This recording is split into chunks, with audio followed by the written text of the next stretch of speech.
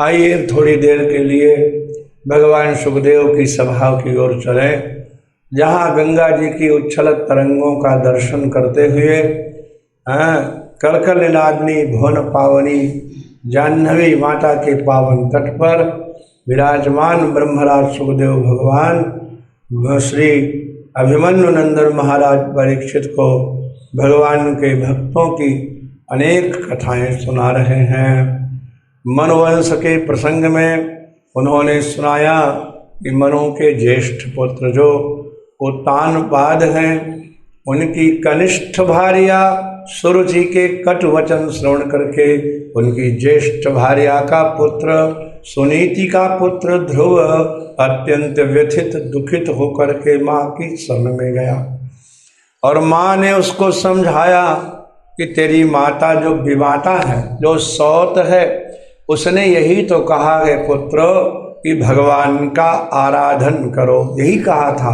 तपसाराध्य पुरुषम सुरुचि का वाक्य है तो वो ईर्ष्या से बोला गया वाक्य, लेकिन वाक्य बड़ा सुंदर है।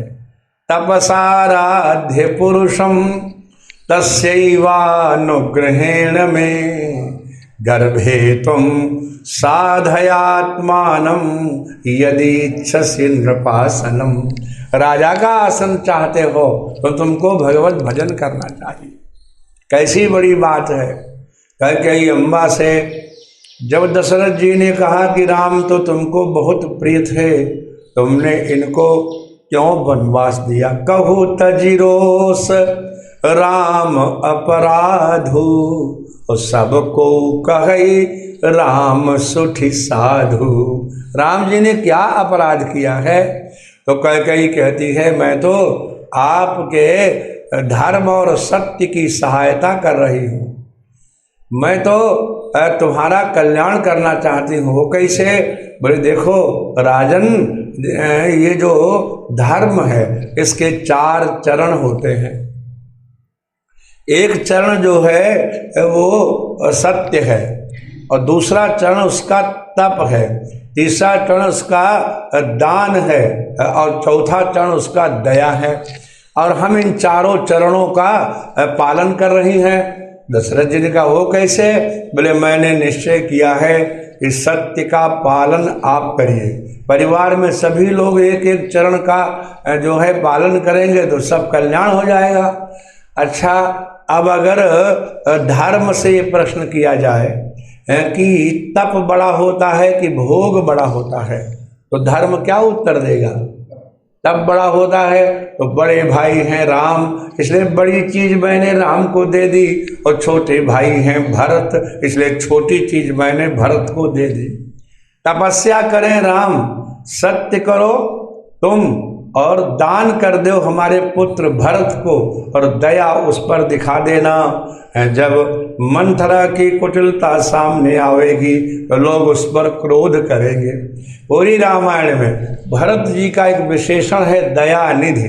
ये विशेषण तो राम जी का है, लेकिन जब मंथरा को मार डालना चाहते थे शत्रुघ्न, तेही अवसर कुबरी तह आई।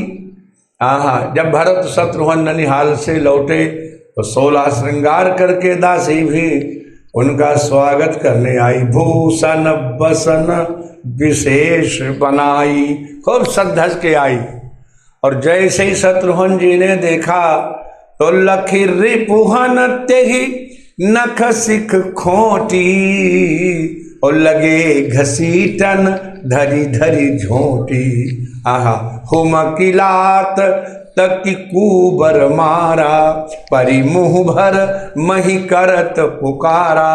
आह दैय मैं काह नसावा, करत नीक फल अनैस पावा। तो भरत दया निधि दीन छुड़ाई, और कौशल्या पही गे 2 भाई। भरत दयानिधि दीन छुड़ाई। मंथरा मार डाली जाती, शत्रुघ्न मार डालते, लेकिन भरत को दया दिखानी पड़ी। राम जी लौट कर आएंगे, 14 वर्ष के बाद पूछेंगे कि हमारी छोटी माता की दासी कहाँ है, तो क्या उत्तर देंगे? जैसी अयोध्या छोड़ के गए हैं वो ऐसे ही सौंपना है।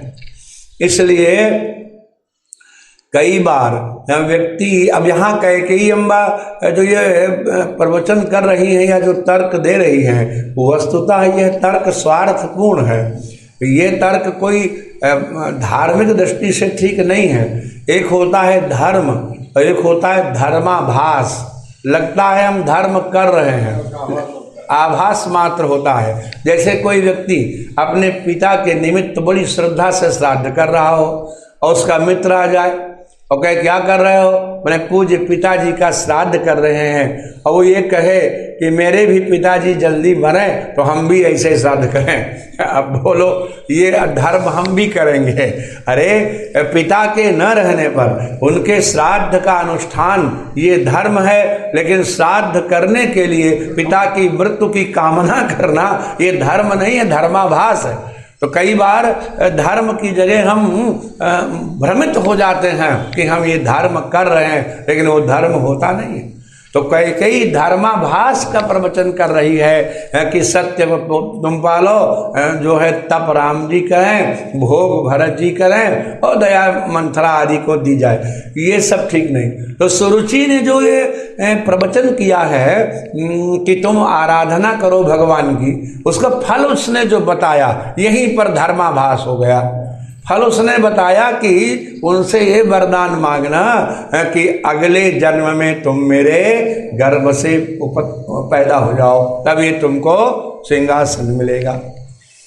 तो लेकिन सुनीति देखो, आहा, सुनीति कहती है कि आराधया धोक्षज पाद पद्मं यदि छसे ध्यासनमुत्तमो यथा। उत्तमो यथा, जैसे उत्तम बैठा है राज सिंहासन पर, ऐसे ही अध्यासनम इच्छसे, अगर तुम वो सिंहासन चाहते हो तो अधोक्षज भगवान की महाराज जो है आराधना करो। अधोक्षज शब्द का अर्थ उस दिन शायद बताया था आपको। अधोक्षज कृष्ण का एक नाम है अधोक्षज। तो अक्षम इंद्रियम, इंद्रिय को कहते हैं अक्ष, इसलिए जो इंद्रिय के परे होता है उसको कहते हैं परोक्ष। इंद्रियों से नहीं पकड़ा जा सकता, उसको क्या कहते हैं? परोक्ष। तो अक्ष माने इंद्रियां और अधा माने नीचे कर दे, दबा दे, जीत ले। तो अधक कृतानि अक्षाणि इंद्रियाणि यैस्ते अधोक्षाः, जिन लोगों ने अपनी इंद्रियों को दबा दिया है, जीत लिया है, ऐसे महापुरुषों कहते हैं अधोक्ष।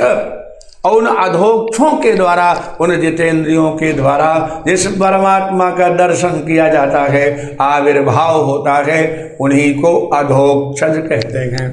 माने जितेंद्रिय महापुरुषों के द्वारा जो दर्शन का विषय बने, उन्हीं भगवान को अधोक्षज कहा जाता है। ये क्यों कहा ये नाम? क्योंकि तुम जो 5 वर्ष की अवस्था में नारायण की आराधना करना चाहते हो, ये वो नारायण है जो जितेंद्रिय महात्माओं के द्वारा दर्शनीय है। फिर तुम छोटे से बालक कैसे करोगे? इसलिए ये सोच के जाना कि वो अधोक्षज हैं, वो जितेंद्रियों के द्वारा पाए जाते हैं। ये मानो संकेत सुनीति माता ने अपने पुत्र को दे दिया, और पुत्र माँ का आशीर्वाद लेकर के चल पड़े। सुनीति जैसी माँ, सुनीति कहती नान्यम ततः पद्म पलासलोचनात् दुःखच्छिदं ते मृगयामि कंचना यो मृग्यते हस्तगृहीत पद्मया श्रिये तरई रंग विमृग्यमाणया। क्या बात कही है! पद्म पलासलोचनात्, भगवान का नाम है पद्म पलासलोचन। पद्म माने कमल और पलास माने पत्ता, कमल के पत्ते के समान, कमल की पंखुड़ी के समान है लोचन नेत्र जिनके। वंशी भूषित करान नवनीरदाभात पीतांबरा दरुण बिंब फलाधरोष्ठात पूर्णेन्दु सुंदर मुखादरविंद नाभात। तो ये पद्म पलास लोचन है, कमल नयन। क्या नाम है ये? राजीव नयन है ये। तो उन कमल नयन परमात्मा के अतिरिक्त तुम्हारे दुख को दूर करने वाला मैं किसी को नहीं देखती हूँ।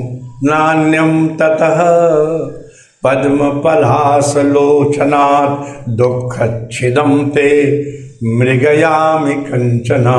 ये कौन भगवान है कि जो श्रिये तरैहि अंग विमृग्यमाणया, जिनको लक्ष्मी नहीं मिलती है वो लोग तो लक्ष्मी को ढूंढते रहते हैं, लेकिन हमारे कमल नयन भगवान को हाथ में कमल पुष्प लेकर के लक्ष्मी ढूंढती रहती है। जो मृग्यते, जो ढूंढे जाते हैं किसके द्वारा? हस्त गृहीत पद्मया, हस्ते गृहीतम पद्म कमलम यया सा तया, मैंने हाथ में कमल का पुष्प लेकर के और खोजती है।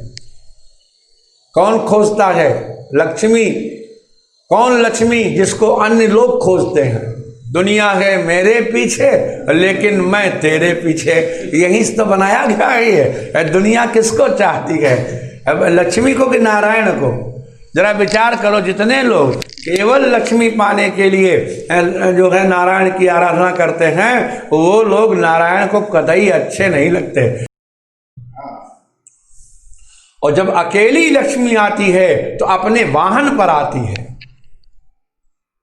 और लक्ष्मी का वाहन अज्ञान का अंतिम छोर है, क्लाइमेक्स ऑफ डार्कनेस, अंधकार का अंतिम छोर, उल्लू। और जब नारायण आते हैं तो नारायण के बारे में क्या कहा महाराज गजेंद्र मोक्ष में? छंदोमयेन गरुड़ेन समुह्यमान। गरुड़ जी जो हैं उनका विग्रह वेदों का है, वेदावतार है गरुड़ जी, और विद ज्ञाने धातु है, माने ज्ञानावतार है, ज्ञान घन है। तुलसी कहते गरुड़ महाज्ञानी गुण राशि। देखिए गरुड़ का। और कौन है? हरि सेवक अति निकट निवासी। अत्यंत नैकट्य श्री हनुमान जी महाराज को भूलोक में और गरुड़ जी महाराज को वैकुंठ में मिला। इतना नजदीकी नारायण से किसी को प्राप्त नहीं।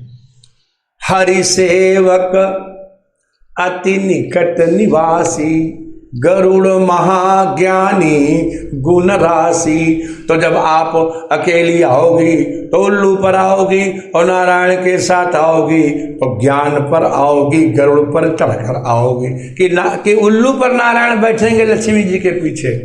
क्या नियम है? आजकल भी जब पति पत्नी दोनों एक साथ जाते हैं तो पत्नी की स्कूटरी पर पीछे पति थोड़ा बैठता है, पति की मोटरसाइकिल पर पत्नी बैठती है। तो नारायण के साथ जब आप आएंगी तो आप ज्ञान पर बैठ के आएंगी, और तब हम आपका दर्शन करेंगे। अभी हम आपका दर्शन नहीं करेंगे। तो अकेली लक्ष्मी का आवाहन करने वाला तो समझो अज्ञान का बुलावा दे रहा है। नारायण के सहित लक्ष्मी को चाहना चाहिए।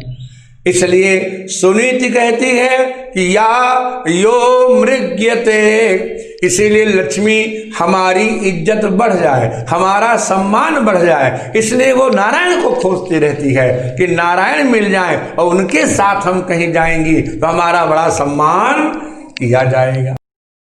अकेली लक्ष्मी तो चली जाएगी, लेकिन नारायण का एक नियम है कि एक बार जिसका हाथ पकड़ लिया फिर उसका कभी त्याग नहीं करते, वो हमेशा के लिए रहते हैं। तो लक्ष्मी भी हमेशा ही के लिए रहती है।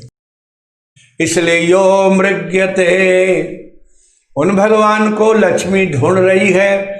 हस्त गृहीत पद्मया, हाथ में कमल का पुष्प लेकर के, और श्रियेतर रंग विमृग्यमाणया, जो श्रियेतर लोग हैं, जो लक्ष्मी को चाहते हैं लोग, वो लक्ष्मी ही को ढूंढते रह जाते हैं। तुम पुत्र लक्ष्मी को मत ढूंढना, तुम तो नारायण को ढूंढना। जाओ।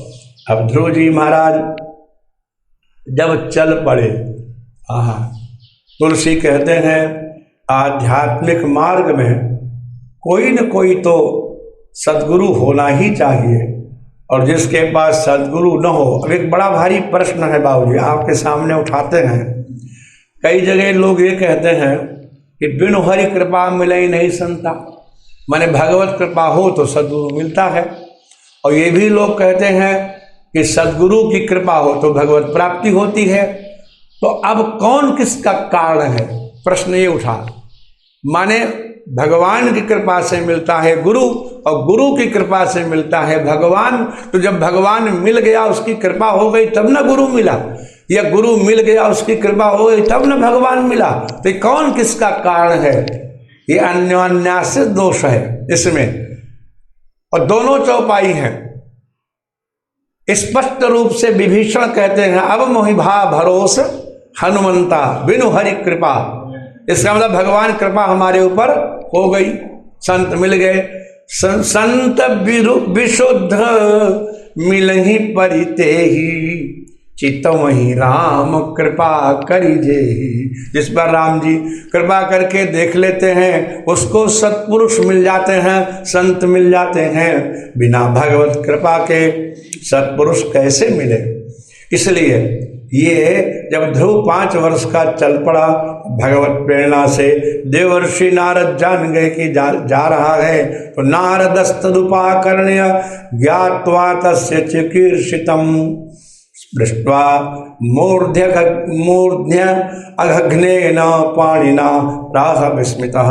देवर्षि नारद वही प्रकट हो गए ध्रुव के सामने, अपने अत्यंत महाराज शांति प्रदान करने वाले पाप नाशक हस्त कमल को ध्रुव के मस्तक पर रखा, और उसके बाद पूछने लगे, पुत्र तुम कौन हो, कहाँ जा रहे हो? ध्रुव जी ने कहा कि हम अपमानित हुए हैं, इसलिए जा रहे हैं। देवर्षि नारद बोले, वाह, तुम तो छोटे से बालक हो, तुम्हारा मानापमान क्या? तुमको इस प्रकार से घर से नहीं निकलना चाहिए। विकल्पे विद्यमाने भी नहीं असंतोष हेतवः पुंसो मोहमृते भिन्ना यल्लोके निज कर्म भी। क्या सुंदर उदाहरण दिया। देवर्षि नारद कहते हैं कि एक जगह से यदि आपको असंतोष मिल गया तो संसार में अनंत विकल्प हैं, उसको छोड़ के दूसरा पकड़ लो, वहां सुख पालो। एक ही जगह दुखी होकर सिर पीटते रहने की क्या आवश्यकता है? विकल्पे विद्यमाने भी, जब विकल्प विद्यमान है, जब अल्टरनेट तुम्हारे सामने है, तो एक को छोड़ के दूसरा पकड़ो। बस नहीं मिली तो रेल पकड़ो, रेल नहीं मिली तो कार पकड़ो। रो क्यों रहे हो कि हम कैसे जाएं? इसलिए तुमको इस तरह से महाराज घर से नहीं निकलना चाहिए। जो तुम ये कहते हो कि माता जी के आदेश से मैं निकला हूं, तो तुम निकले किसके लिए हो? भगवत प्राप्ति के लिए। जानते हो कि भगवान कैसे मिलते हैं? देवर्षि नारद क्या कह रहे हैं? वो ये भयभीत कर रहे हैं कि इसकी अगर आस्था कच्ची हो तो ये लौट जाए। संन्यास धर्म की पुस्तक में स्पष्ट लिखा है कि जब कोई संन्यास लेने आवे तो सद्गुरु उसको संन्यास की विभीषिकाओं का वर्णन करे। इसमें ये कष्ट है, इसमें ये कष्ट है, इसमें ये कष्ट है, और उसको समझा के वापस कर दे। वैराग्य होगा तो फिर आवेगा, फिर उसको डरावे, और इस तरह से 100 बार उसको लौटा दे। स्पष्ट लिखा है रामायण में कि गुरु सिख बधिर अंध का लेखा, एक न सुनई एक नहीं देखा। आहा, रास्ता भटक गए 2 लोग, एक अंधा एक बहिरा। बोलो राधे राधे। एक अंधा और एक बहरा। अंधे के दोनों टांगे थी, बहरा लंगड़ा भी था। बहरे ने कहा, हमारी आंखें ठीक हैं, तुम हमें कंधे पे बिठाए लो, हम तुमको रास्ता बताते जाएंगे, चल जाना। अब बताइए, बहिरा क्या सुनेगा और क्या बोलेगा, और अंधा क्या देखेगा? जरा विचार कीजिए। गुरु सिख बधिर अंध का लेखा। गुरु और शिष्य कौन हो गए हैं? बहरे और अंधे। गुरु को रास्ता नहीं मालूम और शिष्य को सुनाई नहीं पड़ता गुरु का उपदेश। एक न सुनई एक नहीं देखा, एक सुनता नहीं है, दूसरा देखता नहीं है। हरई शिष्य धन शोक न हरई, सो गुरु घोर नरक मह पड़ई। जो केवल शिष्य का धन चाहता है, उसका शोक दूर नहीं कर सकता, वो तो गुरु ही घोर नरकगामी है। अब तुलसी के रामायण को कोई न प्रमाण माने तो उसकी इच्छा, लेकिन स्पष्ट लिखा है कि सो गुरु घोर नरक मह परई, जो हरई शिष्य धन शोक न हरई। शिष्य का धन तो हरण करता है लेकिन उसके शोक को हरण नहीं करता है। तो मुनयः यस्य पदवीं निस्संगेनो जन्म भी। देवर्षि नारद बोले, हे ध्रुव, यस्य पदवीं, जिनके पद को मुनयः मुनिजन निस्संगेन असंग हो करके उरु जन्म भी अनंत जन्म धारण करते हैं, तब उसको प्राप्त करते हैं और कई बार नहीं भी पाते हैं। न विदुर मृगयंतोपि तीव्र योग समाधिना। तीव्र योग और समाधि के द्वारा मुनिजन भी जिनकी पदवी नहीं पाते, मुनिजन भी जिनको नहीं पाते, उस परमात्मा को भला तुम कैसे पाओगे? तुमको तो ईर्ष्या हो गई है, जलन, इसलिए तुम आए हो। हाँ, एक बैठा था सिंहासन पर, तुमको बैठने नहीं दिया गया, और इस जलन का शमन कैसे हो सकता है? बेटा, हम तुम्हें बिना पूछे उपदेश कर सकते हैं। वो व्यक्ति ही शांत रहता है कि गुणाधिकान मुदम लिप्सेत, गुणा अनुक्रोशं गुणाधमात्, और मैत्रीम समानादिच्छेत न ताप ही विभूयते।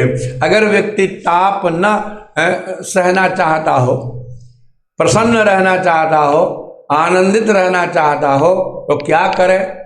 गुणाधिकान मुदम लिप्सेत, जो तुमसे श्रेष्ठ है, अधिक भोग रहा है, ज्यादा धनवान है, ज्यादा बुद्धिमान है, ज्यादा बलवान है, ज्यादा सुखी है, उसको देखकर जो प्रसन्न हो जाते हैं। वाह प्रभु, खूब इस पर कृपा की।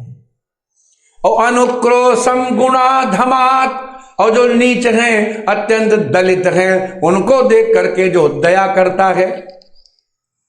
और मैत्रीम समानादिच्छेत, और जो बराबर चलने वाले हैं उनसे मित्रता करता है, हाथ पकड़ के संग संग चलता है। न तापैरभिभूयते, उसको कोई ताप कभी नहीं होता।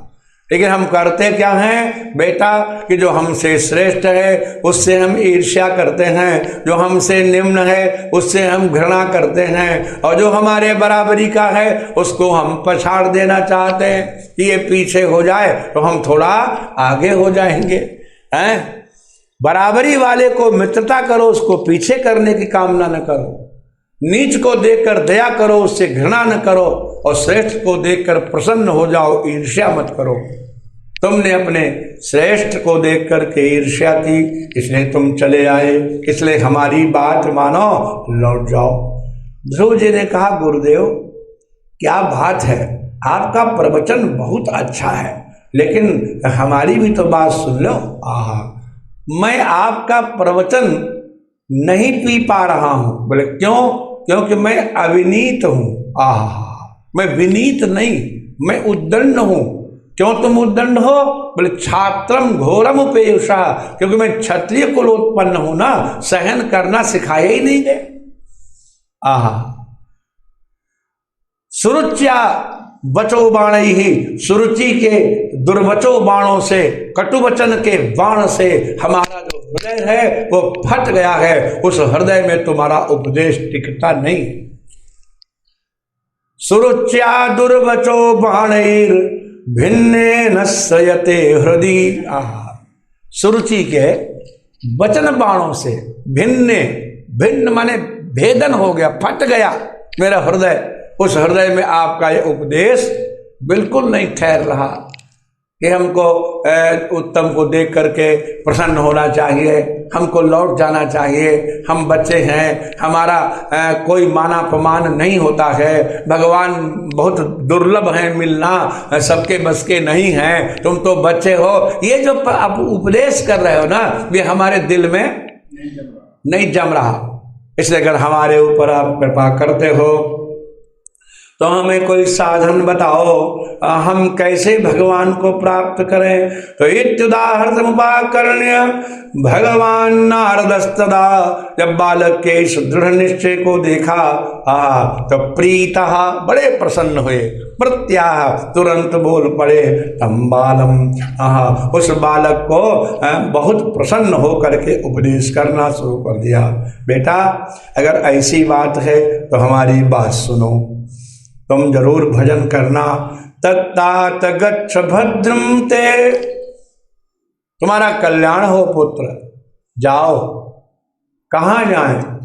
यमुनायास्तटम शुचि, यमुना के पवित्र तट पर चले जाओ। अब यमुना का तट तो यमुनोत्री से लेकर प्रयाग तक है। यमुना के तट पे कहाँ जाएं? बोले पुण्यम मधुबनम यत्र, जहां पुण्य मधुबन है, आहा, सानिध्यम नित्यदा हरे है, वहां श्री हरि का नित्य सानिध्य है। आप जरा विचार करें बाबूजी, अवतार की दृष्टि से भगवान श्री कृष्ण के अवतार को तो 5000 कुछ वर्ष हुए, और ये सतयुग की कथा है। और सतयुग में देवर्षि नारद कहते हैं कि यमुना के तट पर जहां मधुबन है वहां श्री कृष्ण नित्य निवास करते हैं, इसलिए तुम वहां चले जाओ। इसका मतलब क्या निकलता है कि श्री कृष्ण तो नित्य रूप से यहां वास करते ही हैं वृंदावन में, इसे तुम वहीं चले जाओ, यमुना के तट पर चले जाओ। और वहां जाकर के तुम्हारे पास अगर कोई और साधन नहीं है तो भगवान की तुम पार्थिव मूर्ति बनाना। पार्थिव पूजन मतलब मिट्टी के शिव जी नहीं बनाए जाते हैं, हाँ, पार्थिव मूर्ति बनाना, उसमें शंख चक्र गदा पद्म की कल्पना करना, कौस्तुभ मणि और वैजयंती माला का सुंदर वहाँ निधान करना, कुंडल मुकुट पहनाना, और उसके बाद यथा उपलब्ध द्रव्यों से उनकी अर्चन करना। और जब पूजा कर चको तो उनको मंत्र सुनाना। कौन सा मंत्र? तो देवर्षि नारद ने महाराज मंत्र का उपदेश किया, ओम नमो भगवते वासुदेवाय।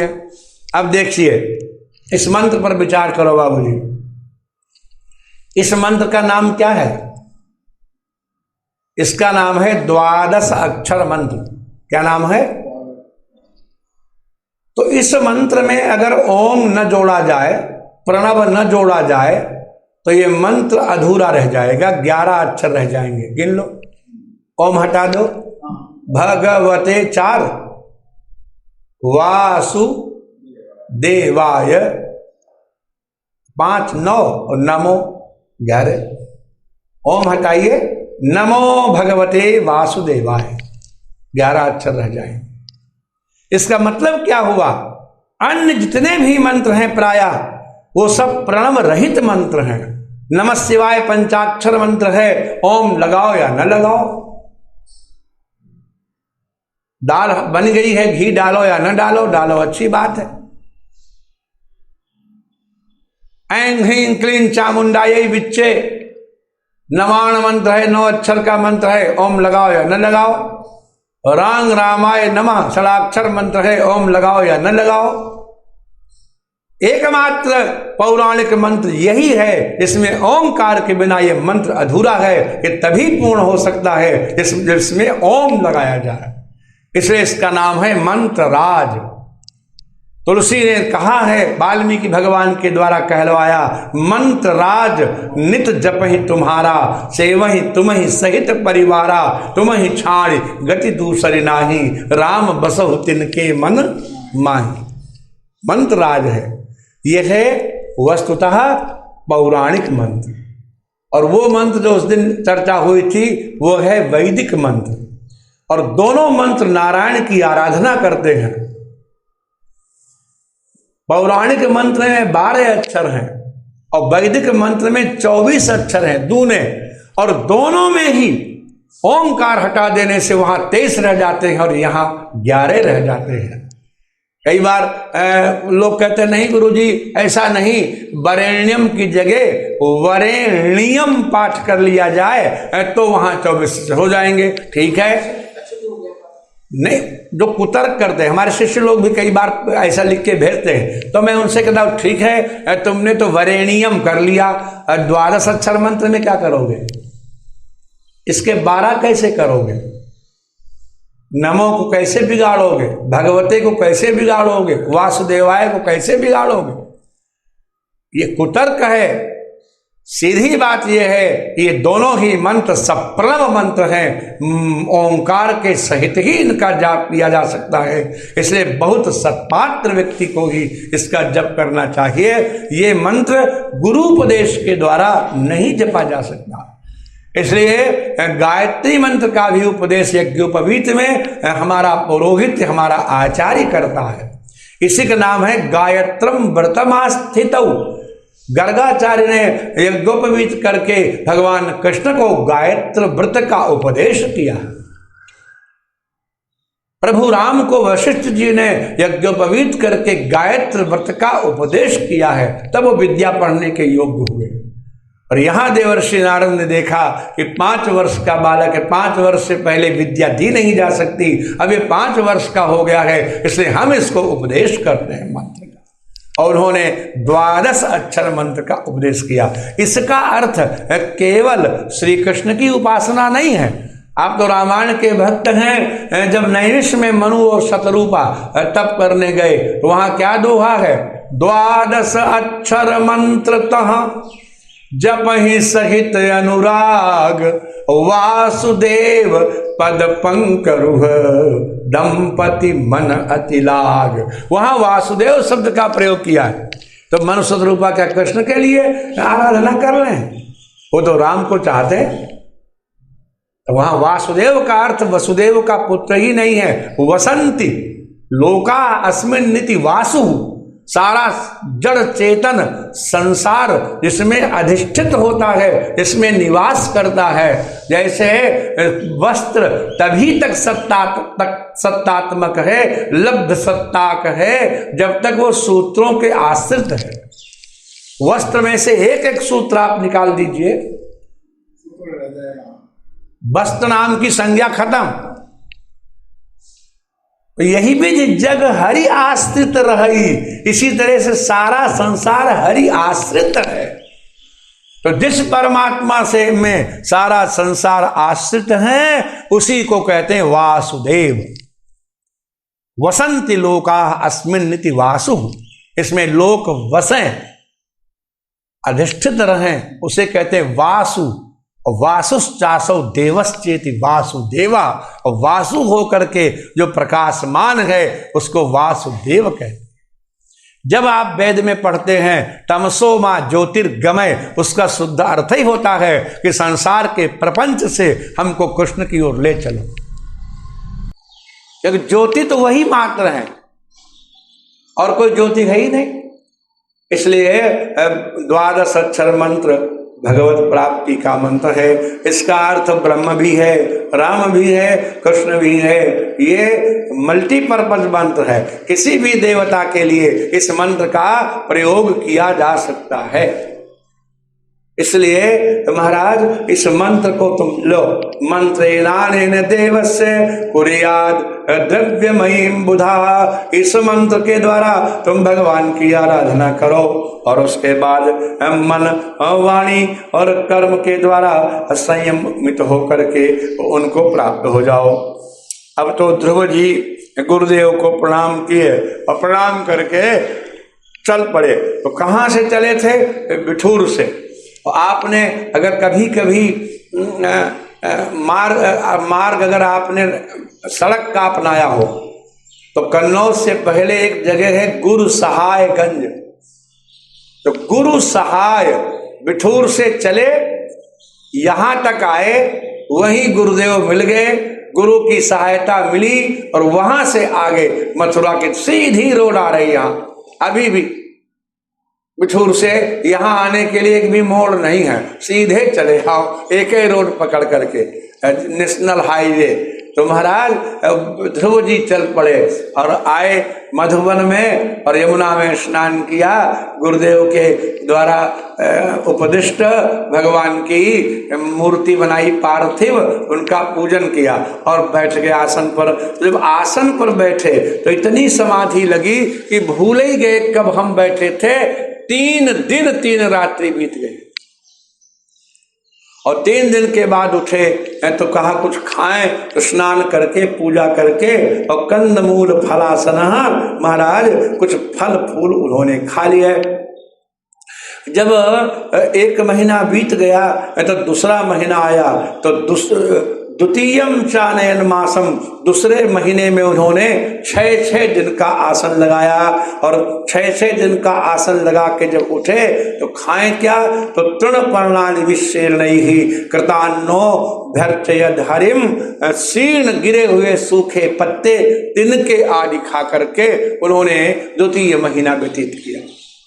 अब तीसरा महीना आया तो तृतीयम चा नयन मासम, नवमे हनि, अब 9 दिन का आसन उसने लगाया और अब भच्छ, और जब उठें तो केवल जल पीकर ही पारण कर लें, अब तिनके भी छोड़ दिए।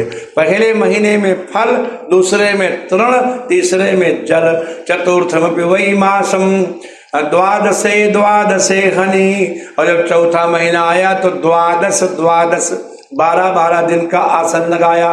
वायु भक्ष, अब क्या भक्षण करने लगे, केवल वायु, जित श्वास, महाराज श्वास को बस में करने लगे। जब 5वां महीना आया तो महाराज जित श्वासो नृपात्मज, श्वास लेना भी बंद कर दिया और पैर के एक अंगूठे के बल पर भुजाओं को उठा करके और भजन करने लगे। तो भगवान सुखदेव कहते हैं, मैत्रेय ऋषि कथा सुना रहे हैं, हे विदुर जी, वो 5 महीने का बालक, 5 वर्ष का बालक था, लेकिन जैसे अंगूठे के बल पर खड़ा हुआ तो जब वो अंगूठा बदलता है, बायां दायां करता है, तो यदैक पादेन, एक पादेन, एक पैर से, सपार्थिवार भकः, वो जो पार्थिव राजा उत्तानपाद का अर्भक है, अर्भक इसलिए कहा इतना छोटा है कि अभी मां के दुग्ध की गंध उसके मुंह से नहीं गई, इतना छोटा है। तस्थौ तदंगुष्ठ निपीडितामहि ननाम तत्रार्धमिभेन्द्र धिष्ठिता तरीव सव्ये तरत पदे पदे। जैसे ही महाराज अंगूठा बदलते हैं तो ये धरती उसी तरह से डगमगाती है जैसे किसी नाव पर हाथी पैर रख दे तो जिधर पैर होता है उधर को नाव ढुलक जाती है। सब्बे तरत पदे पदे, दाहिने और बाएं पैर को बदलने से तरीव, तरी माने नाव, नाव की तरह ही ये पृथ्वी अर्धम ननाम, आधी झुक जाती है। अब तो देवता लोग बड़े चिंतित हो गए, भगवान के शरण में गए, प्रभु हम लोगों का प्राण रोध हो रहा है, हवा रुक सी गई है, महाराज ये क्या हो गया है, हमारा कल्याण करिए। तो भगवान कहते मत डरो, माँ भयिष्ठ मत डरो, बालम तपसो दुरत्यया निवर्तयिष्ये प्रतियात स्वधाम।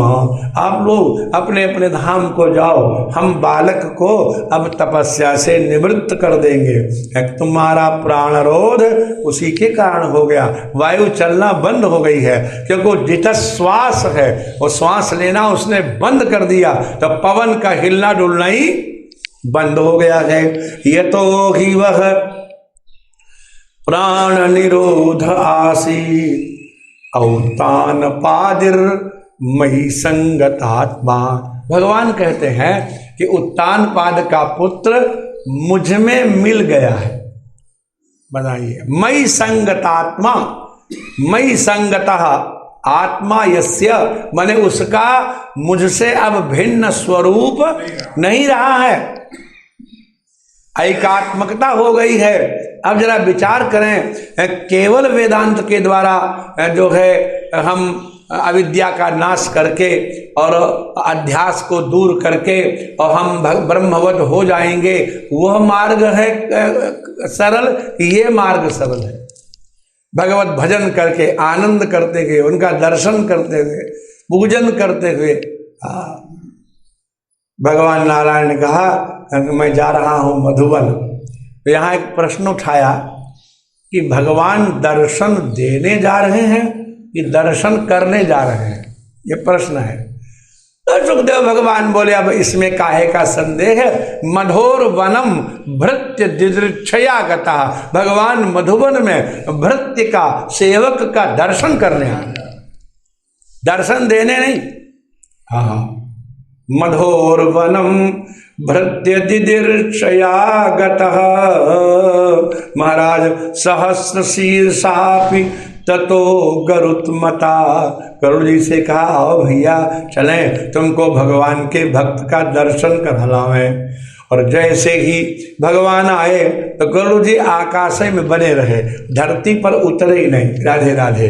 और उसने नीचे से भगवान का दर्शन किया तो तद्दर्शनेनागत साध्वसच्छितौ उववंदतांगम विनमय्य दंडवत। जैसे ही भगवान को ऊपर देखा तो महाराज दंड के समान गिर पड़ा, दंड के समान। और फिर क्या बात है, दृग्भ्याम प्रपश्यन प्रतिबन्निवार्भकः, दृष्टि से भगवान के रूप को देख नहीं रहा है, मानो रूप माधुरी को पी रहा है। विश्व की सबसे पहली फ्लाइंग किस ध्रुव जी ने भगवान को दी थी।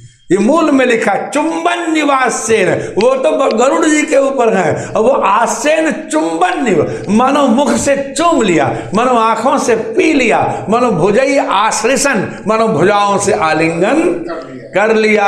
ऊपरे हैं अभी। हाँ हाँ, भगवान ने देखा अरे ये तो इतनी दूर से ही सब कुछ कर लिया। भगवान को चुंबन का अनुभव हुआ, स्पर्श हुआ, रूप माधुरी का पान कर रहा है ऐसा अनुभव हुआ।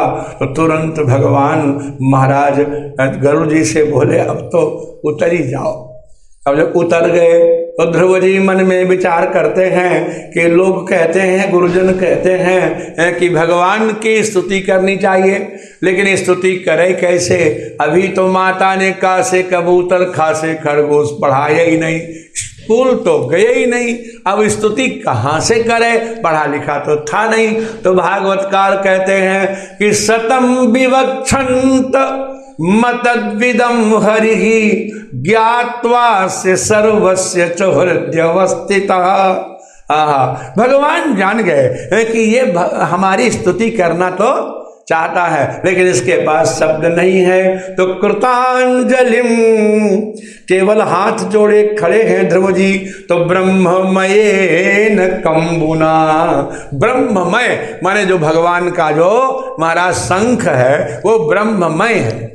ब्रह्म माने वेद, वेदमय है। तो पस्पर्श बालम कृपया कपोले, कपोल में स्पर्श करा दिया। पस्पर्श बालम कृपया कपोले, क्योंकि भगवान जान गए कि ये तो वस्तुतः हमारी स्तुति करना चाहता है, तो हमको ये भोग देना पड़ेगा। एक संत थे बाबूजी, उनका नाम था सीतारामाचार्य, अयोध्या जी के थे। ये सन 86 के कुंभ की बात है। उस समय ये शरीर हरिद्वार में ही रहता था। तो सीतारामाचार्य जी बहुत बड़े विद्वान थे, संस्कृत बोलते थे, हमारा बड़ा स्नेह था।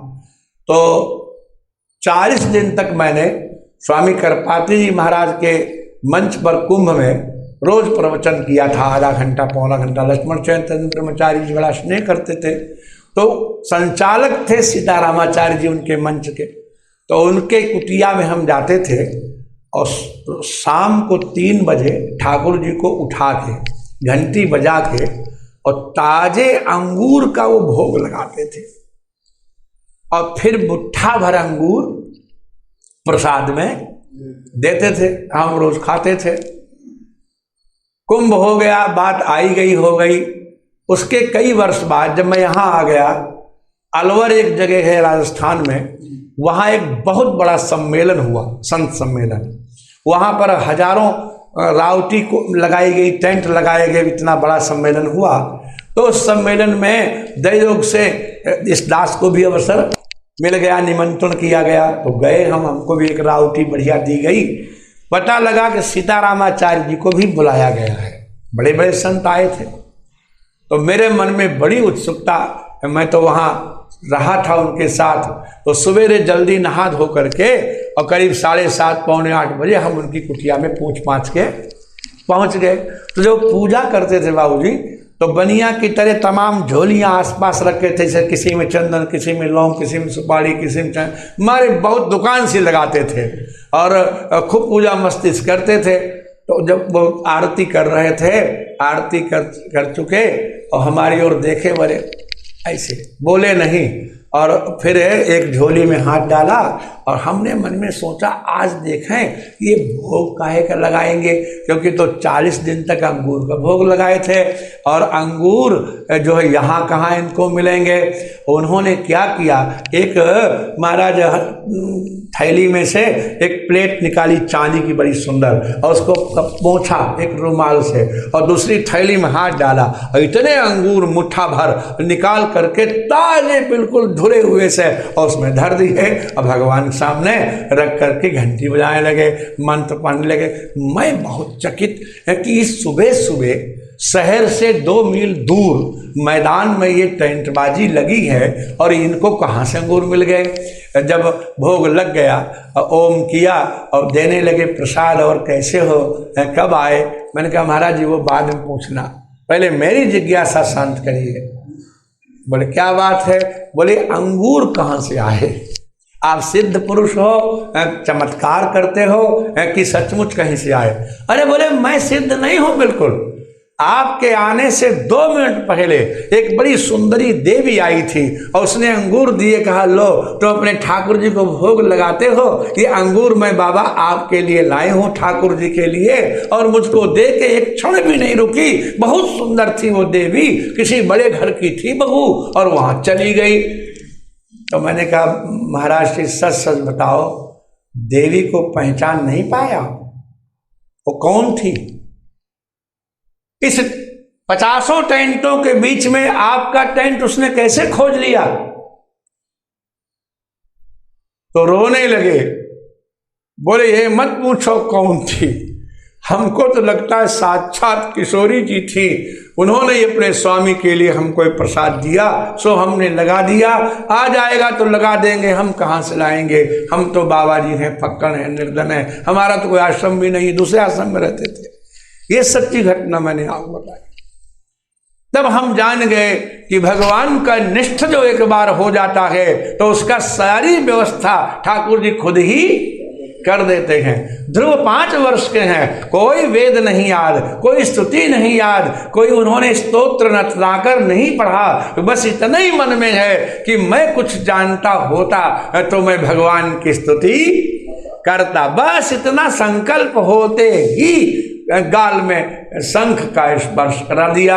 जैसे बिजली का तार छूते ही करंट लगता है, ऐसे ही छूते ही सरस्वती प्रकट हो गई और ध्रुव जी भगवान की स्तुति करने लगे। बहुत सुंदर स्तुति ध्रुव जी ने की है। ध्रुव जी कहते योऽन्तः प्रविश्य मम वाचमिमां प्रसुप्तां संजीवयत्यखिल शक्तिधर स्वधाम्ना अन्याश्च हस्तचरण श्रवणत्वगादीन् प्राणान्नमो भगवते पुरुषाय तुभ्यम्। आहा, यह पुरुष वो जो परमात्मा अंतः प्रविश्य हमारे अंतःकरण में प्रवेश कर गया और मम इमाम प्रसुप्ताम वाचम, और हमारी जो सोई हुई वाणी थी उसको क्या उसने किया है कि उस सोई हुई वाणी को संजीवयति, उज्जीवित कर दिया, जगा दिया, क्योंकि अखिल शक्ति को धारण करने वाला वो परमात्मा ही है और तो कोई है ही नहीं। और सारी शक्तियां स्वधामना अपने ही तेज से वो सबको उज्जीवित करते हैं। न केवल वाणी को ही वो प्राण देते हैं, अन्याश्च, और जो मेरी इंद्रियां हैं, चाहे वो हस्त हो, चाहे चरण हो, चाहे श्रवण हो, चाहे त्वगिंद्रिय हो, यहाँ तक कि प्राणों को भी वही परमात्मा जो है वो जीवित करते हैं। उन भगवान को बार बार प्रणाम है। प्राणान्नमो भगवते पुरुषाय तुभ्यम। प्राणान संजीवयति, हस्त चरण श्रवण त्वगादीन संजीवयति, और मम इमाम प्रसुप्ताम वाचम संजीवयति, हमारी सोई हुई वाणी को जगाया, हमारे हाथ पैर चरण श्रवण को जगाया, और यहाँ तक कि हमारे प्राणों को भी जगाते हैं। इसलिए ध्रुव जी कहते त्वदत्तया वयुनयेद मचष्ट विश्वम सुप्त प्रबुद्ध इव नाथ भवत् प्रपन्नः तस्यापवर्ग्य शरणं तव पाद मूलम विस्मर्यते कृतविदा कथमार्थ बंधो। आहा, ये बात बड़ी मीठी कही। ध्रुव जी ने कहा कि जब कोई किसी को मधुर पदार्थ खिलाता है, बताओ वाह, आनंद आ गया, बहुत मीठा था, लेकिन उस माधुर्य को चखने वाली इंद्रिय जिसके द्वारा प्रदान की गई है, क्या उस परमात्मा की भी याद आती है उस समय? विस्मर्यते कर्तव्यदा कथमार्थ बंधो। हे प्रभु, वो काहे का कृतज्ञ है जो भगवान को भूल जाए। अत्यंत सुंदर वस्त्र, पत्नी आदि, बगीचा आदि देखने पर जब बहुत आनंद मिलता है, तब क्यों नहीं कहते हे प्रभु आपने क्या हमें नेत्र ज्योति दी, जो जन्मांध है वो कैसे उसका सुख भोगेगा। इसलिए ब्रह्मा जी ने जो ये सृष्टि की है वो आपके द्वारा प्रदत्त ज्ञान से की है। तो दत्तया वयुनयेद विश्वम, आपके द्वारा दी गए ज्ञान के द्वारा ही ब्रह्मा ने विश्व को देखा, निहारा, बनाया। कैसे? सुप्त प्रबुद्ध इव, सोए हुए थे मानो जग से गए। उस अपवर्ग के शरण मोक्ष को देने वाले परमात्मा आपको भला कृतज्ञ व्यक्ति कैसे भूल सकता है। विस्मर्यते कृतविदा कथमार्थ, कृतविदा कथम विस्मर्यते। शास्त्रों में समस्त पापों के प्रायश्चित की चर्चा है। प्रायश्चित का मतलब होता है कोई अपकर्म हो जाए तो उसके बदले ये व्रत कर लो, ये अनुष्ठान कर लो, ये यज्ञ कर लो, लेकिन कृतज्ञ का कोई प्रायश्चित नहीं है। जिसके साथ आपने उपकार किया है वो व्यक्ति यदि आपका अपकार करता है, भूल जाता है आपको, तो वो कृतज्ञ कहलाता है। और कृतज्ञ की कोई भी प्रायश्चित क्रिया नहीं बताई गई शास्त्रों में। और इससे बड़ी कृतज्ञता और क्या होगी कि जिस परमात्मा ने हमें इंद्रियां दी, जिससे हम रस भोगते हैं, सुंदर पदार्थ देखते हैं, खाते हैं, छूते हैं, चलते हैं, उनका विस्मरण कर दिया जाए। इसलिए नूनम विमुष्टमतयस्तव माययाते ये त्वां भवाप्यय विमोक्षण मन्य हेतो अर्चन्ति कल्पकतरुं कुणपोपभोग्य मिच्छन्ति यत्स्पर्शजं निरये पिंडनाम। हे नारायण, जो लोग आपको पाने के बाद भी इंद्रियों के भोग मांगते हैं, उनकी बुद्धि को आपकी माया ने हर लिया। नूनम विमुष्टमतया, उनकी मति चुरा ली गई। किसके द्वारा? तव माया, आपकी माया के द्वारा। ये त्वाम, जो तुमको पाने के बाद भी अन्य हेतु हो, अन्य किसी कारणों से आपको भजते हैं और आप सब कुछ देने वाले हैं, बोले मांगे क्यों ना संसार के सुख। तो ध्रुव जी ने कहा देखो, आप संसार में रहते हो तो संसार में दृष्टि भी डालो।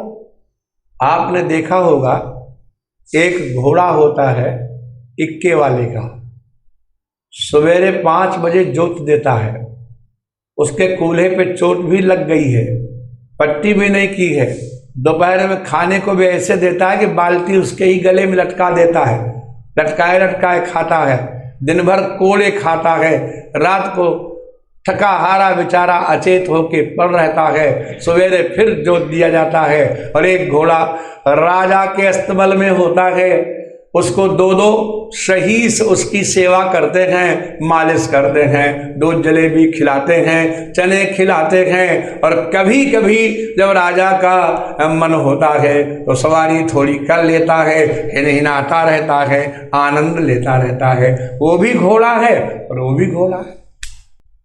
सत्य बात है कि नहीं? तो इच्छन्ति यत् स्पर्शजम निरयेप निरनाम, इंद्रियों के भोग तो पशु योनि में और नरक में भी मिल जाते हैं, फिर वो चीजें भगवान से क्यों मांगते हो? कुत्ते ने क्या कमाई की है, घोड़े ने क्या कमाई की है? वो तुम्हारे प्रारब्ध बस मिला है, वो प्रारब्ध बस तुम्हें कहीं भी जाओ वही मिल जाएगा, वो भगवान से मांगने की चीज नहीं है। ध्रुव जी कह रहे हैं इच्छन्ति कल्पक तरुण, कल्प वृक्ष के नीचे पहुंचने के बाद अगर कुणपोपभोग्यम, इस शरीर का नाम है कुणप,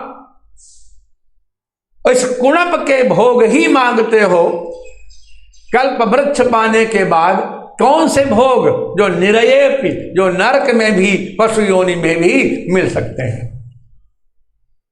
इसलिए जो लोग आपको पाने के बाद जो भवाप्य विमोक्षण, जो जन्म मृत्यु और मुक्ति के प्रदायक हैं, उन परमात्मा को पाने के बाद जो इंद्रियों के भोग मांगते हैं, उनकी बुद्धि आपकी माया ने चुरा ली है, क्योंकि वो भूल जाते हैं ये भोग तो समस्त जीवों को मिल जाते हैं। इसे प्रभु हम आपसे भोग बिल्कुल नहीं मांगेंगे, हमें भोग नहीं चाहिए। आप क्या मांगोगे? तो क्या मांगा है ध्रुव जी ने? भक्ति ही मोह भक्ति मोह प्रवहताम त्वयि में प्रसंगो भूयादनंत महता ममलाशयानाम। जो संत, जो अमलात्मा महात्मा आपके विषय की भक्ति का प्रवाह करते रहते हैं, विस्तार करते रहते हैं, समझे? त्वयि त्वद विषयाम भक्तिम, आपकी विषयनी भक्ति को।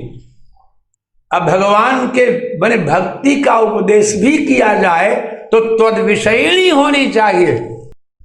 और यहां लिखा है कि जो आपके विषय की भक्ति का प्रवाह करने वाले संत हैं, उनसे मेरा प्रसंग हो, उनसे मेरा सत्संग हो, ये वरदान दीजिए। त्वयि मुहुः भक्तिम प्रवहताम त्वद विषयणी, भगवत विषयणी, श्री कृष्ण विषयणी भक्ति का प्रवाह निश्चित करने वाले, बहाने वाले अमलात्मा महात्माओं में मेरा प्रसंग हो जाए, संग हो जाए। तो मानो भगवान ने मुस्कुरा के पूछा उससे क्या होगा? तो ध्रुव जी कहते ये नांजसोल्वण मोरो व्यसनम भवाब्धिम ने से भवद गुण कथा रसपान मत्तः। जैसे कोई बेहोश का एनेस्थीसिया का इंजेक्शन लगाने के बाद इतना काट पीट डालो उसको कोई पता नहीं लगता, ऐसे ही भवत गुण कथा रसपान मत्तः, आपके गुण कथा के रस को पान कर जब मैं मतवाला हो जाऊंगा, बेहोश हो जाऊंगा, तो भवसागर यूं पार कर जाऊंगा कि उसका तकलीफ बिल्कुल हमको होगा ही नहीं। ये नांजसा उल्वण मुरु व्यसनम भवाब्धिम, क्योंकि व्यसन जब तक जीवित है तब तक तो आनंद ही आनंद है, अगर कोई रोग न हो फिर जन्म और मरण की मुक्ति क्यों चाहते हो? इसलिए कि जन्मत मरत दुसह दुख हो। 100 बिच्छू के डंक मारने के बराबर मृत्यु के समय और जन्म के समय पीड़ा होती है। कई बार तो लड़के जन्म के बाद नीले पड़ जाते, नीले नीले से मारे कष्ट के प्रकट होते हैं, बस मरते ही नहीं है, भगवत कृपा से बाकी सब कर्म हो जाते हैं।